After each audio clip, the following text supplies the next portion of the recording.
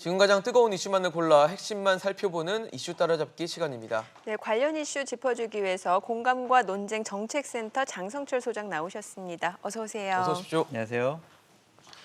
요즘 코로나19가 또 다시 네. 문제가 되고 있어요. 이태원 클럽발 코로나19가 뭐 미성년자까지 확진자가 발생을 하면서 지금 걱정이 이제 계약을 더 연기를 해야 될지, 그리고 이런 것들 학원에서 또 감염 문제가 나오면서 크게 문제가 되고 있는데, 사실 코로나19 이번에 이태원발이 아니더라도 그 전에 왜 학교는 계약을 계속 미루는데 학원은 문을 열고 맞아요. 운영하는 곳들이 꽤 있었잖아요. 그래서 이런 걱정을 뭐 할 수밖에 없었던 상황인 것 같거든요. 꽤 있었던 게 아니라요. 대부분의 학원들은 다 문을 열었습니다. 정상 운영을 했군요. 네, 저희가 재수를 하고 있어요. 아, 그러시구나. 그래가지고 한 2주 동안은 안 가더라고요. 2월 중순에서 3월 초까지 예, 예. 2주 동안은 그때 한창 정말 신천지 네. 때문에 코로나가 확산이 엄청 강하게 됐잖아요. 했었죠. 그때만 거리두기를. 문을 닫고 그냥 계속 다니더라고요. 그래서 음. 아니 너희들은 도대체 이 코로나 관련해서 학원에서 또는 학교 그 교육부에서 어떤 다른 지침이 없었냐 그랬더니 없었대요. 그냥 계속 그냥 똑같이 공부한다는 아. 거예요. 밀폐된 공간에서. 아, 예. 근데 너무 상황이 네. 재수라는 지금 상황도 좀 그렇고 공부를 또 안 하고 있기가 좀 애매한 상황이긴 하네요. 사실. 그렇죠. 근데 재수학원뿐만이 아니라 예, 예. 그러니까 수능 대비 입시 학원, 그러니까 고3들이 그렇죠. 다니는 예, 예. 입시 학원도 그냥 그대로 애들이 와서 공부를 하고 있고요. 또한 내신 집중 학원, 그것도 그냥 그대로 공부를 하고 있다는 거예요. 그렇기 때문에 이 문제는 터질 것이 터졌다라는 생각이 듭니다.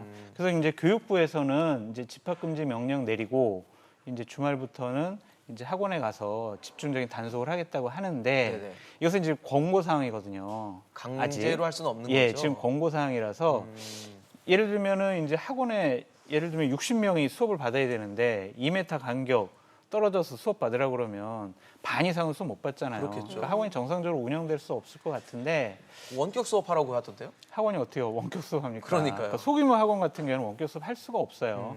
그래서 이 부분 같은 경우에 좀 더 교육부에서는 제대로 된 대책을 내놔야 되지 않겠느냐라는 생각이 듭니다. 그러니까 이참에 9월 학기제를 도입하자, 가을 학기제 도입하자 이런 얘기가 그래서 나오는 것 같아요. 근데요, 예. 9월 달까지 코로나가 종식이 되지 않으면 어떡할 거예요? 9월 달에 다시 코로나가 창궐을 하면은 어떻게 할 거냐고요. 그러니까 계절 유행병처럼. 그렇죠. 예. 그렇기 때문에 이 부분 상당히 코로나 때문에 9월 학기제 도입을 한다? 이런 부분은 좀 여러 가지 문제가 있는 것 같고요. 9월 학기제는 뭐 김경수 지사가 다시 얼마 전에 우리 9월 학기제 하자. 9월 지금 뭐 3월 계약하는 것은 일본하고 호주밖에 없다. 우리나라 세 나라밖에 없다. 그렇게 얘기를 하는데 이거는요. 그 김영삼 정권 때, 네. 노무현 정권 때 이거 다 그 검토를 했던 사항이에요. 아, 예. 근데 안 된다라고 했어요. 네네. 왜 안 되냐 그러면 대략 10조 원의 뭐 비용이. 교실을 짓고 뭐 교원을 채용해야 되고 그렇기 때문에 10조 원이 든다. 교과서부터 다 바꿔야 될 거 아니에요? 그렇죠. 또 학기에 맞춰서. 예. 그리고 또 하나는 뭐냐면 입학, 졸업, 그다음에 뭐 예를 들면 공무원 시험, 아. 그 기업체 시험 이런 그렇죠. 것도 다 바꿔야 된다. 그렇죠. 다 어긋나기 예, 시작하니까. 이런 사회적 비용을 어떻게 감당할 것이냐 그런 건데 9월 학기제 찬성하고 장점이라고 얘기하는 분들도 한 두 가지 정도를 얘기를 해요. 네. 장점 뭐냐면은 첫 번째는 아니 선진국과 학기가 일치하니까 아, 유학 그러네요. 가는 예. 사람들은 되게 유리할 거다라고 하는데 우리 학교에서 그렇게 유학 가는 사람들이 몇 명이나 된다고 그것 때문에 이걸 9월 학기제로 바꾸냐 이런 또 비판도 있고요. 네. 또한 이제 수능 이후에 11월 보통 13일인가 그때 수능을 받잖아요. 그러면 보통 그때부터 12월, 1월, 2월 고3생들은요 학교 가도 맨날 잠만 자고 놀죠. 뭐, 예, 아무것도 안 한다고 저도 그러더라고요. 놀았던 것 같습니다. 예, 그러한 학업적인 공백을 메꿀 수가 있다. 차라리 9월 학기제 하면 5월부터 8월까지 여름 방학 때 좀 아. 더 다양한 활동을 할 수가 있지 않느냐. 예. 그렇기 때문에 이게 좀 장점이 많다라고 하는데 기본적으로 저걸 9월 학기제로 바꾸게 되면요. 현재 고3들은 상당한 피해를 보게 돼요.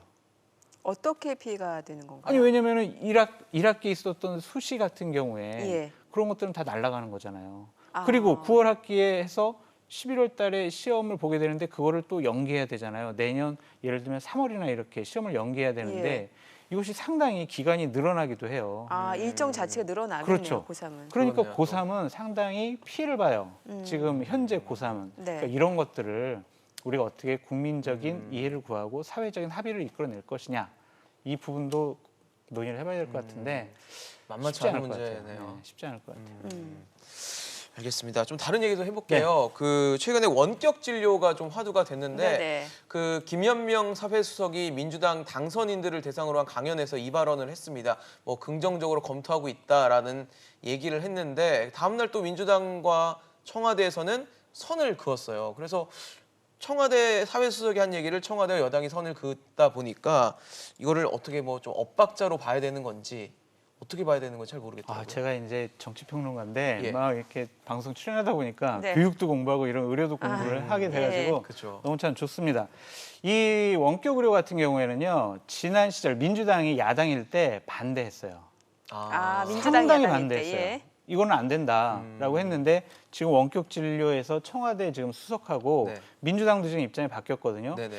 그래 이거 검토해 볼 만하다라고 얘기하는 이유가 뭐냐면 좀 궁색한 부분이 있어요. 뭐냐면 우리는 반대했지만 문재인 대통령께서 이 부분을 공약으로 내세웠던 거다. 문재인 대통령이 말씀하셨으니까 우리가 검토를 하겠다는 거다라고 네. 지금 얘기를 하는데 원격 의료와 관련해서는 장점도 있고 단점이 있어요. 그러니까 장점은 뭐냐면은 지금 그 병원에 가기 힘들어하는 분들 있잖아요. 그렇죠. 그런 분들이 이제 화상 진료하고 전화 진료 해가지고 편하게 예. 처방을 받고 이제 진단을 받을 수가 있는 건데 그 단점으로는요. 그래도 처방을 받으려면 이렇게 뭐 체온도 재고 그렇죠. 혈압도 재고 그냥 상태도 보고 뭐 병변을 봐야 되는 경우도 있고. 그렇죠. 예. 근데 그런 거를 못 하고 그냥 이렇게 화면으로 보면은 알 수가 없잖아요. 오진 확률도 높을 수 있겠네요. 그런 것 예. 때문에 상당히 반대하는 쪽이 많은데 제가 이제 어제 한 의사분하고 좀 통화를 해봤어요. 네네. 예. 아니 원격 진료가 편할 것 같은데 왜 의사들은 왜 반대하냐? 그랬더니 실질적으로는 이제 제가 방금 전에 말씀드렸던 그게 이제 명분이고요. 예. 이제 구체적인 내막은 원격 진료를 하게 되면 우리 의사들의 영향력이 좀 떨어진다. 그러니까 어떤 영향력이냐면요. 의사들한테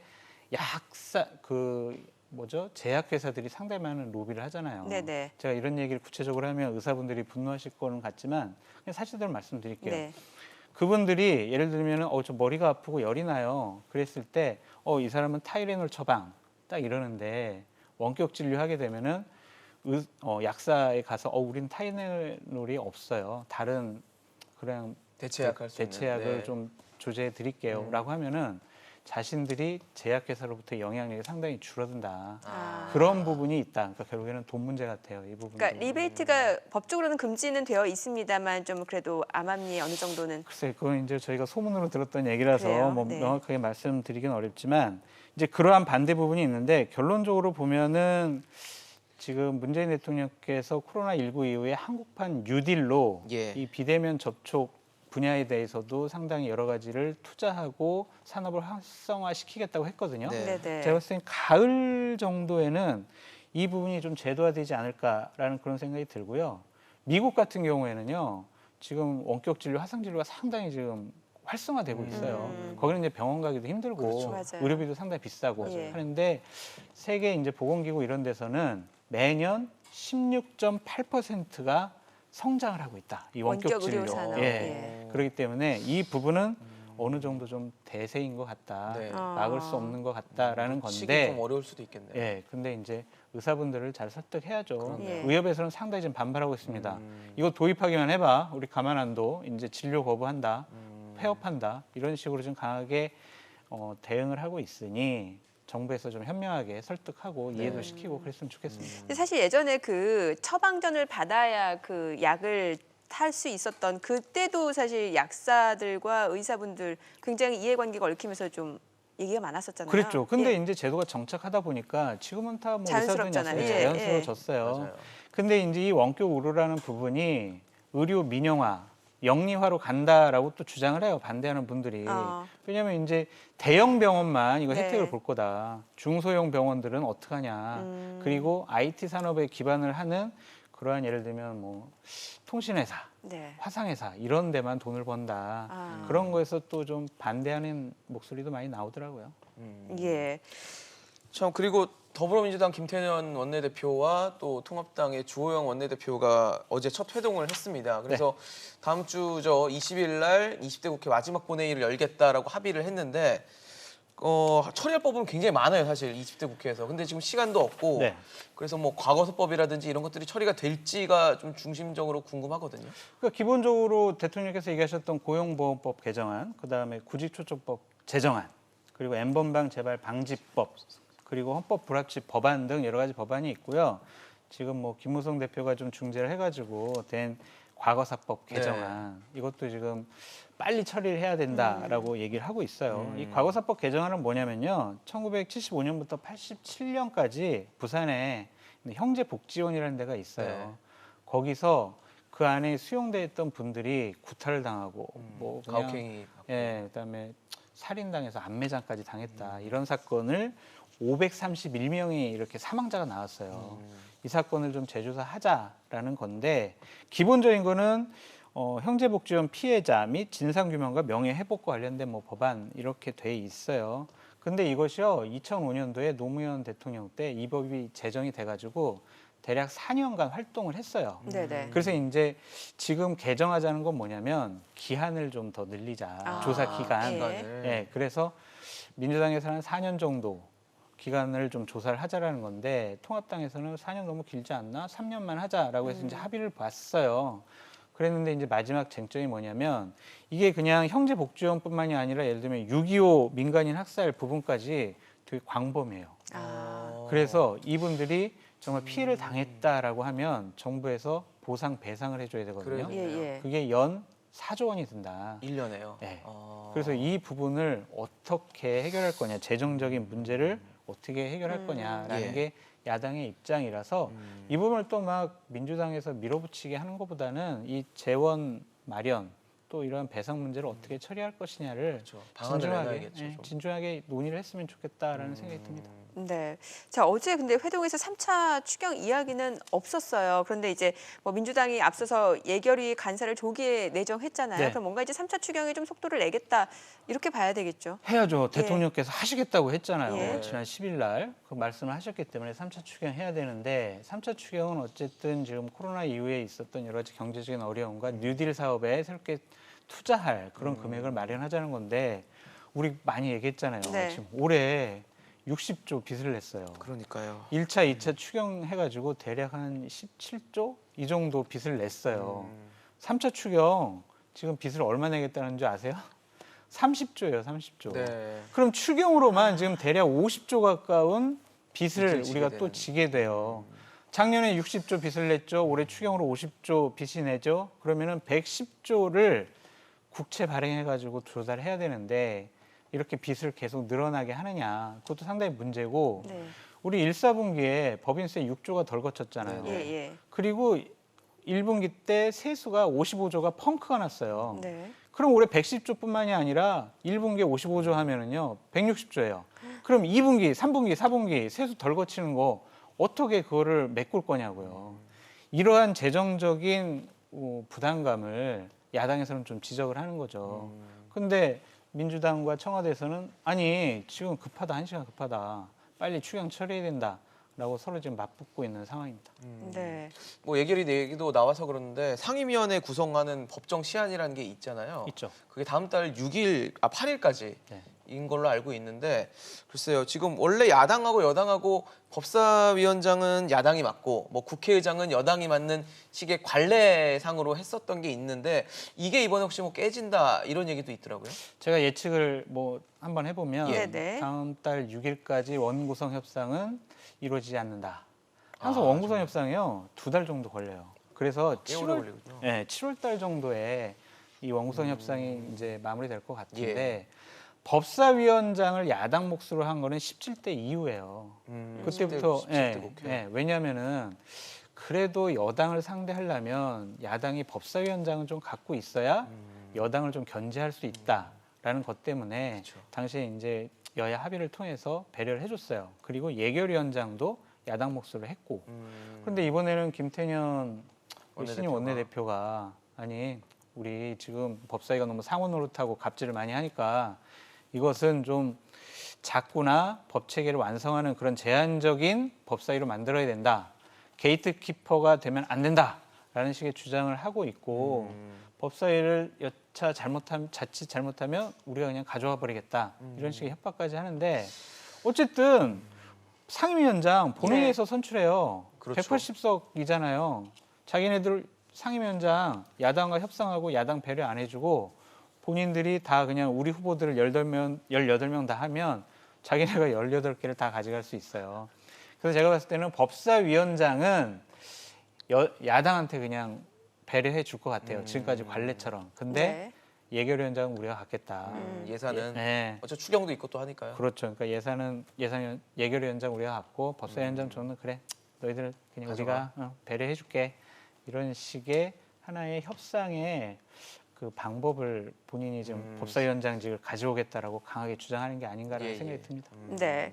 자, 그리고 미래통합당 김무성 의원과 우리공화당 조원진 대표 충돌을 했는데 이제 김 의원이 한 언론 인터뷰에서 친박 중에 탄핵에 반대한 사람이 한 명도 없다라고 하니까 이제 조원진 의원이 거짓말이라고 이제 반박을 한 거예요. 이 상황 얘기를 좀 해볼까요? 제가 모셔던 예. 분이고 네. 저도 그 당시에 이제 국회 보좌관으로 있었어가지고 예. 상황을 잘 알기도 하는데 기본적으로 김무성 전 대표의 말이 맞아요. 이 탄핵이라는 단어를 가장 먼저 꺼냈던 의원이 누군지 아세요 혹시? 누구죠? 그 춘천의 김진태 의원이에요. 아, 김진태 의원. 그 당시에 촛불 시위가 막 열리고 예. 막 대통령 하야해라 막 예, 이러니까 김진태 의원이 처음으로 예. 차라리 이럴 거면 탄핵을 해라라고 그랬고 서청원, 뭐 정가비원 이러한 뭐 분들이 청와대에 들어가서 그때 대통령을 만났는지 아니면 비서실장 만났는지 그거는 좀 불확실한 네. 얘기인데 자 하야하는 거는 너무 그 대통령에게 치명적이다. 이게 너 힘든 부분 아니냐. 그러니까 탄핵이 어떠냐라고 친박에서 먼저 이렇게 논의가 진행됐던 탄핵 얘기가 먼저 부분이에요. 나왔군요. 그 당시에 김무성 대표가 이러면은 국회에서 공식적인 탄핵 절차를 밟자. 나라가 너무 혼란스럽다. 그래가지고 이제 밟게 된 건데 그때 어느 누구도 이거 탄핵하면 안 안 된다. 된다라고 친박원들 중에서 한 사람은 없습니다. 그것도 아. 제가 잘 알고 있어요. 예. 사실 최근에 김무성 의원이 뭐 언론사 인터뷰도 하고 굉장히 세게 강하게 발언한 것들이 있었는데 그리고 뭐 따로 사무실도 낸다고 네. 하더라고요. 그래서 이제 어떻게 보면 김무성 의원이 24년 동안 했던 의원 생활을 마무리하는 시점이 됐는데 글쎄요 뭐 대권을 바라보는 건지 아니면 킹메이커로 활동을 하겠다는 의사인지 그것도 좀 궁금하거든요. 2015년도에 김무성 당 대표가 그 차기 대통령 후보로 지지율이 1등이 나왔고 예. 당 대표였어요. 공천권을 가진 당 대표로서 되게 15년도에. 셌어요. 예. 근데 저희가 이제 당신 뭘 할 거냐라고 이제 참모들이 모여서 논의를 했을 때 네네. 본인이 이제 대선의 길을 가야 되지 않겠냐라고 했어요. 그때 제가 뭐라 그랬는지 알아요? 뭐라 하겠어요? 대표님은 대중 정치인이 되기에는 상당히 여러 가지 부족한 부분이 많다. 예. 내각제가 됐을 때 총리 역할은 잘할 수 있지만 네. 이게 사람의 마음을 움직이는 그러한 대중 정치인, 대통령자에서의 후보는 상당히 좀 여러 가지 부족한 면이 많다라고 제가 그때 말했다가 직접요? 네. 직접 말했다가 혼나지 않으셨어요? 주위에 이제 많은 참모들로부터 혼났는데 아니 어떻게 내 모시던 보좌관이 그런 얘기를 하냐 이러더라고요. 본인이 그걸 잘 아는 거예요. 그러니까 자신은 대통령 하기에는 여러 가지 부족한 면이 많고 네. 제일 잘할 수 있는 거는 메이커예요. 킹메이커. 킹메이커. 예전에 2012년도에 박근혜 대통령 후보 때 총괄선대 본부장으로서 정말 멋지게 일을 해냈잖아요. 네네. 그러한 역할을 본인이 가장 잘할 수 있다라는 생각에 이제 마포에 사무실을 내 가지고요. 한 40여 분 정도 공동으로 사무실을 쓴다고 하시더라고요. 거기서 이제 누구 뭐 대선 후보, 차기 대선 후보를 발굴하는 게 아니라 예. 뭐 보수파의 좀 병풍 같은 역할도 하고 좀 여러 가지 조언도 하고 예. 이러한 어른으로서의 역할을 좀 중진으로서의 역할을. 하겠다라는 게 김무성 대표의 생각 같습니다. 네. 자, 그리고 동양대 정경심 교수가 이제 석방 이후에 처음으로 재판에 출석했는데 이제 어제는 이제 조민 씨 동양대 그 근무 의혹에 대해서 그러니까 보조 연구원 근무 의혹이죠. 여기에 대해서 좀 증언이 나왔는데 정 교수의 제자가 조민 씨가 근무한 적이 없다라고 했어요. 근무한 적도 없고 예. 본 적도 없다. 그러니까요. 이런 식의 얘기를 했어요. 근데 정경심 교수가 이 윤모 씨예요. 이 윤모 씨를 상당히 아꼈던 애제자예요. 그래가지고 대학원 때도 데리고 있었고 예. 외국에 갈 때 추천서까지 써준 정말 아끼는 애제자거든요. 네. 이 애제자가 이런 얘기 한 거였으면 이 제자의 말이 맞죠. 정경심 교수가 처음에 확률이 어떻게 얘기를 높겠네요. 했냐면요. 아니 이 윤모 우리 제자가 네.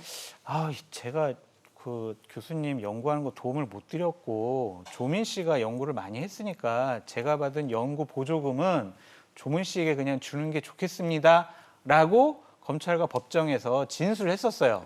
근데 그거에 대해서 윤모 씨는 저 그런 말 한 적이 없고요. 그냥 제가 2013년도 말에 그냥 160만 원 세금 제고 153만 원 받았는데 2014년도 2월 달에 정경심 교수가 갑자기 연락이 와서 야, 그 돈 받은 거 조민 계좌로 넣어 이랬다는 거예요. 근데 참 이 조국 부부 정경심 교수 부자잖아요. 우리가 상대적으로 봐도 부자잖아요. 근데 이렇게 다른 제자가 받았던 연구 보조금까지도 돌려치기해서 받은 거 아닙니까 결국에. 네. 이래야 되는 것인지 이래야 부자가 되는 것인지 교수님이 이래서야 되는 것인지 상대적으로 이 부분 보면서 씁쓸했어요. 네. 근데 사실 의혹이 그것뿐만이 아니잖아요. 지금 뭐 여러 가지 재판을 받고 있는 상황이긴 하지만 조민 씨와 관련해서 뭐 서울대 허위 증명서 발급 관련해서도 의혹이 있는데 이와 관련해서 전 서울대 그 인권법 센터의 직원이 좀 모호해서 막 왔다 갔다 했나 보죠. 그러니까 이제 조민 씨와 관련된 증언과 관련해서 유일하게 네. 정경심 교수의 편을 들어준 분이 이분이에요. 이 직원분. 네. 아니 당시에 참석했는지 안 했는지 내가 잘 몰랐지만 네. 그 세미나가 끝나고 난 후에 우리가 그 저녁을 먹었는데 예. 어떤 학생이 나한테 와서 조민입니다라고 해서 나중에 알고 보니까 언론에서 하도 조민이라고 하니까 조민이구나. 조민이었다라고 이제 증언을 한 거예요. 근데 같이 참여했던 우리 조민 친구 그 장 교수님 네네. 그분의 아들은 그 사람 저기 세미나 안 왔어요. 조민 세미나 안 왔어요. 그러니까요. 본 적도 없어요. 나 양심상 정말 찔려요. 이제 이런 식으로 얘기했거든요.